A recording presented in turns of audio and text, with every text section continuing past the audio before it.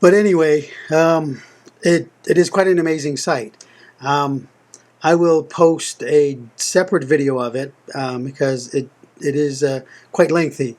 It took about 3 nights and three separate dreams for me to get even a basic look at the city.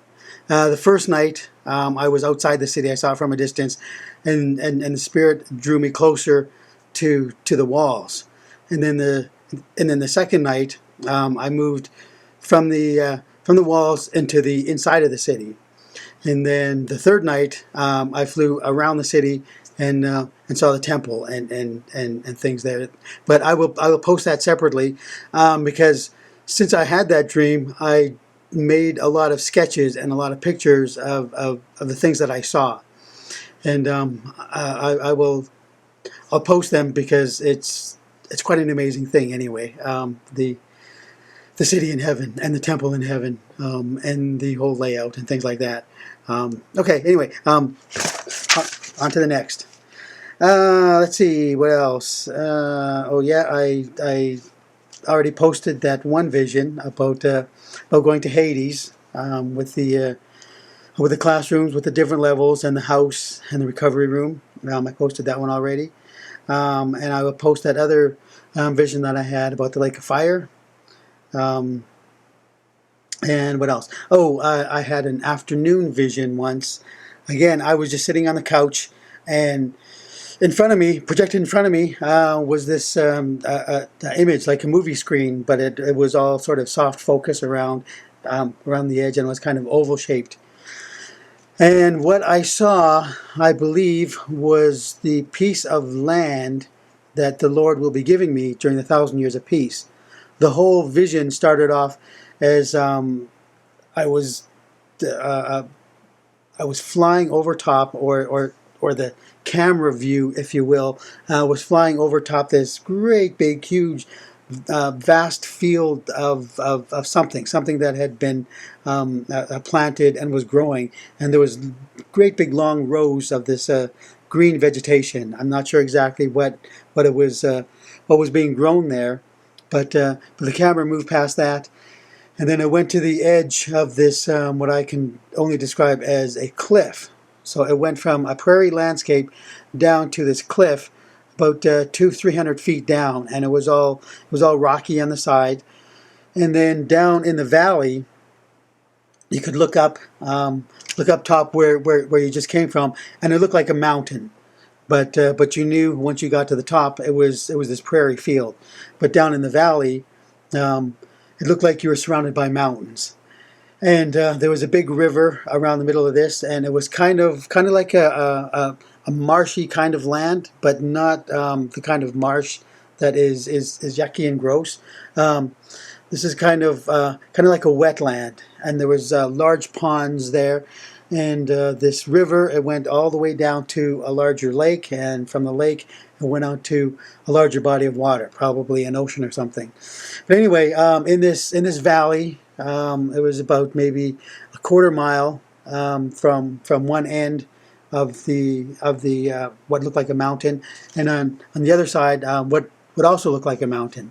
So when you're down in the valley, it's all lush and green. There was a few trees here and there. There was large bushes and things like that, but there was a lot of marsh kind of vegetation. Frogs and long grass and bulrushes, cattails, and things like that, all growing there. And I never saw the dwelling place, but I know somewhere in there because I could tell in the dream that that's where my place will be, my particular dwelling place on the earth. And whether or not that field on top, I was in charge of growing stuff, or whether that was just somebody else's field sitting next to mine, I have no idea. Anyway, I saw that in this kind of vision that played out in front of me like a movie, and that was kind of cool. What else? Oh yeah, there was another really odd sort of, I don't want to call it a dream, because again, even though it took place at night, it was about 2:30 in the morning, 3 o'clock around there, because I remember waking up, and then I looked at the clock, And I forget what time it says. I wrote the whole thing down somewhere else, but my notes are they're packed away and stored somewhere. But anyway, I I looked at the clock, and then like 2 3 seconds later, without having to fall asleep, my brain, my mind, my consciousness was instantly transported somewhere else. It wasn't in a sleep, because I didn't fall asleep. I don't remember closing my eyes, but all of a sudden I was in the spirit realm. I was in where the angels and demons exist. So it's kind of connected to the earth. You can still see the earth. I could still see the earth. I was flying over the city of Calgary, from where I was going to this place in the northwest part of the city called Nose Hill Park. It's this foothills with long prairie grass. It's the highest point in the city, and it's what the natives before the white man moved in. It's the spiritual place that the natives used for a lot of their ceremonies. So it's a sacred hill. But in the city of Calgary right now, it's just a preserved, you could call it a wildlife area. You're not allowed to build on it or anything, but it's a great, big, huge park. And off in the distance is Calgary, about 5 or 6 miles away, but you can see it from Nose Hill Park. Anyway, so I went from my bedroom, flying all the way over the city onto Nose Hill Park, and then I was plopped down. I was standing there, and because I was in the spirit realm, I couldn't move as freely as I would in real life. It felt like the air or the surrounding was kind of hemming me in. That my physical consciousness was not made of the same kind of stuff that angels and demons are, so they can move around in the spirit realm a lot easier than a human can, or at least a human consciousness can. And anyway, I was able to sense something behind me, so I could barely move and look, and I saw out of the corner of my eyes my angel guide, my angel guardian, if you will. And he's much taller than I am, 6 or 7 feet, and his skin looks like marble. He's got the same kind of texture as marble does. And I've heard other people and their visions of their angels. Some people who've gone to heaven, and they come back and they talk about what they see, and they see that angels don't always have the same kind of skin color as people do. A lot of angels, their skin color and their pigment are like that of what we would see in nature. There are some angels that have skin color that looks like a forest during the fall, where you have different kinds of colored leaves, some orange, some brown, stuff like that. They have a skin color and texture, or a skin color that looks like a forest in the autumn, and some have skin texture that looks like the surface of rippling water and different kinds of rocks. Anyway, the angel guide that I had skin texture or skin color that looked like a gray and a light gray kind of marble all over. It was kind of cool looking.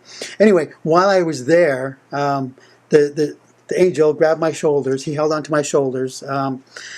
And off on the distance in the hill, I could see on the hill, because I could look at one end, and I could see the city of Calgary, and then I could look over to Nose Hill Park, and I could see on top of the hill, I could see these demonic creatures. And they were just sort of milling about all by themselves, doing whatever it is that they were doing.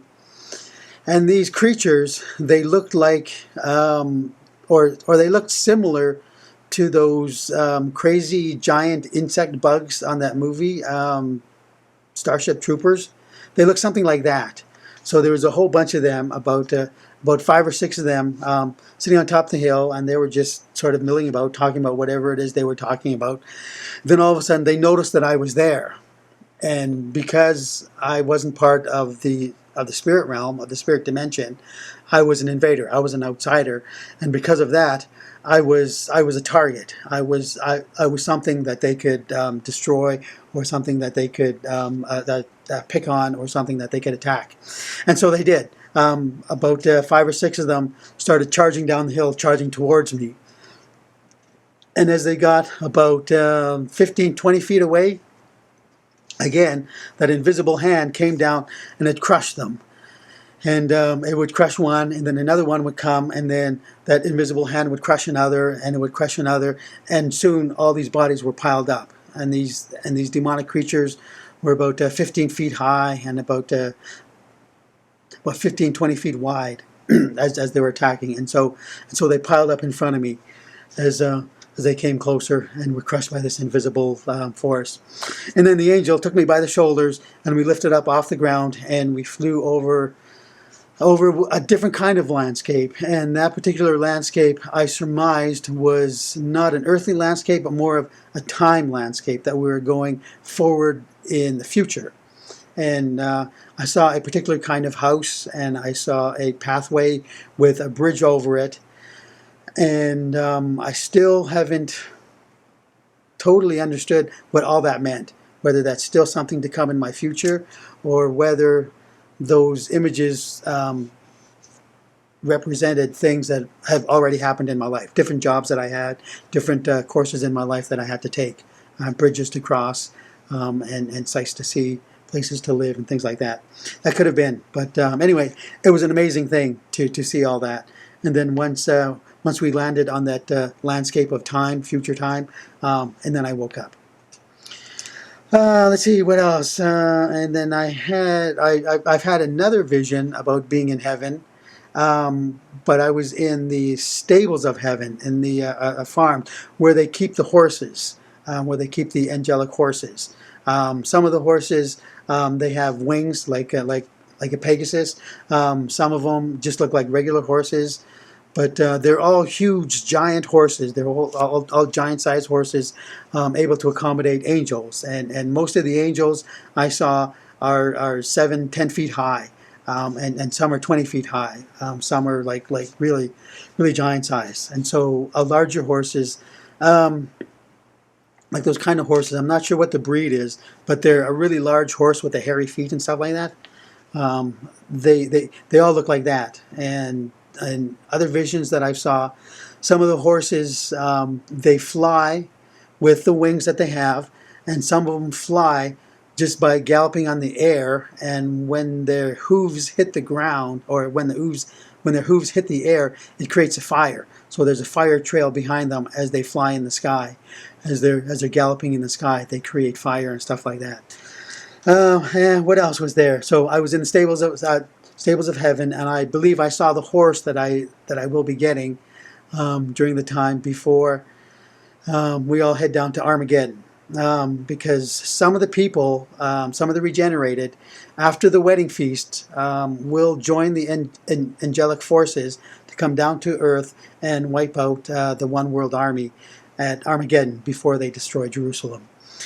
And some of the people will get their own horses. Some people will be getting their own armor and stuff like that. Again, there are some people who go to heaven that don't want to do that, and so they'll just sit around praising the Lord, or exploring the landscapes of heaven, or doing whatever. But there are also some people who are in heaven who do want to join in with the angelic forces and fight at the Battle of Armageddon. And I'm one of them. And I've seen the horse that I'm going to ride, and he's a great big tall white thing with hairy feet. And he challenged me while I was standing there too. He brushed up against me as he was running by. It was kind of neat. It was kind of freaky. But the stables, it all looked kind of like a barn, except you could see light through all the wooden slats that were everywhere. So none of them were evenly spaced. Light shone through it, and that's where the light came from. And again, the wooden slats were kind of dark material, and the light came through all that. So there's all these cracks everywhere around this great big huge stable. It was huge, and had all these stalls made of the same stuff too. And there's all these horses. Anyway, that was another one. I've also had a dream kind of vision that I believe transported me to someplace, some other planet in the far, far future, after the 1,000 years of peace. And I remember flying through this city lands, or the cityscape, all these buildings and all these futuristic cars flying here and there, and all these walkways going from one building to another. And I was flying backwards, and I could see all these buildings going past me. And then I turned around, and there was a rooftop with kind of a patio, and people sitting there, all having drinks or coffee, just chatting. Then I floated down onto the rooftop, and then I sat with all these people, having coffee and just having a chat. And this dream also, I went from there to another part of the planet, where I saw this person. They looked human, but their bodies were different. They were able to carry things by putting it close to their stomach, and their stomach, by some sort of process of osmosis, was able to surround this object so they could carry it inside. So they look like human, but they were made of different stuff. And again, to me, that's that's a vision of some other planet somewhere after the 1,000 years of peace, when we all get to explore the rest of the universe. What else? Blah, blah, blah, blah. I've had a couple of, I believe they're end time or tribulation videos. One was this movie screen, and there was a tune that said something like, Johnny had a vision and it danced all over the wall. I have no idea what that means at this point. I'm still trusting that it's going to come out at some point in the future. It'll make sense during the tribulation. I don't know who Johnny is, whether or not it's a foreign name for Johnny or whether it's a Western name for Johnny. But whoever it is, Johnny had a vision and it danced all over the wall. So that could be messages put out by the New World Order on movie screens, on TVs, a message inside movies and films that the general public acquire subconsciously. And the other one on the end times was, I was in this great big huge arena with thousands of people there, and there was some kind of show going on down in the center. And it was put on, I forget who organized, but it was kind of like a governmental thing. But there was a tune there, that the tune was playing, and that tune stuck in my head. And the tune said, "Don't be afraid of the Royal Bank of the Invaders." And while that tune was going on, the Chinese government was putting on some kind of display down there that everybody was watching. It was kind of a show that had a whole bunch of different nations performing different things. And this one tune basically said, or it basically told me, don't be afraid of the Chinese bank when they come to North America. Don't be afraid of the Bank of the Invaders. And then also, I've had many visions of the 1,000 years of peace. I've posted them as well. The annual worship ceremonies. I think I mentioned that once. During the 1,000 years of peace, each nation is going to be presenting their own display or their own presentation to the Lord himself. Plus, there will also be an annual celebration, probably celebrating the first day of the 1,000 years of peace, in which the entire planet will get together, and there will be one 24-hour party that will be broadcast so that everybody can see what is happening on the other side of the planet. That's kind of a neat celebration. And I also saw something called Playground Town. I think I described that one too in the games during the rain. That one video, this sort of practice town where architects and builders, they experiment with buildings. And this Playground Town looks like a modern day city in the 21st century, but it's used for games for people who are regenerated and other people. And I also saw this other playground that was made out of trees and vegetation, trees with a soft bark and stuff like that, and you could climb up these trees, you could fall down, the branches would catch you. It was kind of like an anti-gravity playground, but it was made of trees and leaves and bushes and stuff like that, and it was just huge, enormous thing inside this giant cage. It must have been it may be a half mile by a half mile by a mile high, and there's a great big forest inside, but it's a forest of a different nature, almost like living trees with a consciousness and stuff like that we could play with. And then I also saw a lot of the stuff with the during the 1,000 Years of Peace and with the Galaxy games. And again, I've posted those on those other videos with the Games in the Reign, REIGN, the Reign of Peace, Jesus Christ, His reign, the 1,000 Years of Peace. And finally, I'd also mentioned that I'd seen a lot of tribulation visions during the 2012 and 2013, and even some during this year, and I posted those as well. And then finally, the one that's going to make me seem most crazy to people out there is this took place in about 1995 or 1996. And it's the most encouraging thing. Whenever I get discouraged in real life, and I feel like giving up, just packing it all in and saying, "No, Lord, I just don't want to do anything. I just want to veg in my life and just not do anything." And then the Spirit brings to mind this last major supernatural, hypernatural, because it goes beyond the supernatural realm, and it goes to the next stage, to the hypernatural realm. And it's something that I just can't explain, but it's something totally real, and it's something that I know is real because I was there.